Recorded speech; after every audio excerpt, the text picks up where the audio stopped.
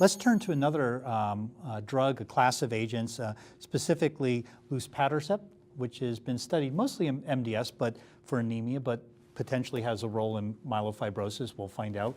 Rami, you want to tell us about that? No, absolutely. So as alluded earlier, so anemia is a major issue in myelofibrosis as well. There are a subset of patients that's the main issue, the cytopenia, but I also seen sometimes with treatment, like with ruxolitinib, and there is need for treat those patients and limited options.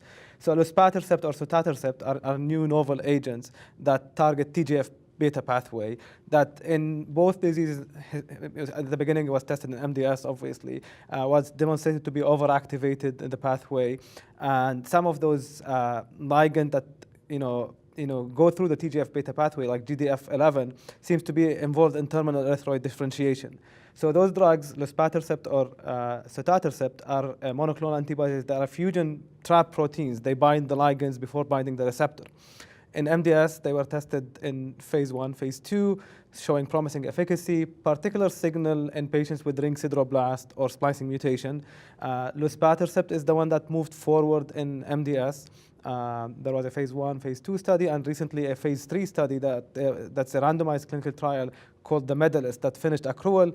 We don't have the results from that study, but if that study is positive, the drug will be approved in MDS. So now the endpoint would be improvement in anemia, transfusion. Right. So it should be an early readout, not a survival endpoint. Yes. Okay. So it's red blood cell transfusion independence, hematological improvement. The primary endpoint is transfusion independence. So as you mentioned, hopefully by the end of this year, we'll hear some about it.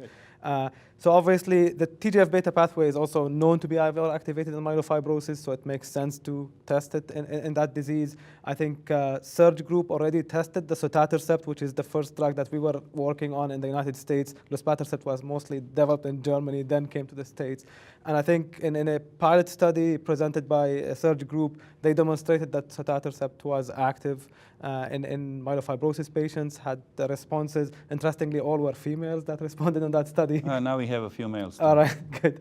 Now luspatercept is moved to be tested in myelofibrosis in several groups, actually, looking at patients that are on ruxolitinib that had anemia, adding luspatercept, patients that are transfusion dependent or not transfusion dependent with ruxolitinib, or patients that are not on ruxolitinib, also the same thing, whether they are transfusion independent or just anemic before transfusion independence.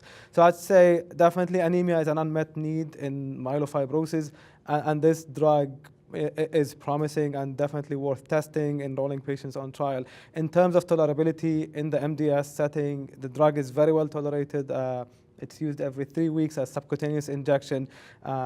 No major side effects had been reported so far. In the studies, they monitor development of hypertension, because historically, erythrocytosis was the dose-limiting toxicity when they testing it in healthy volunteers.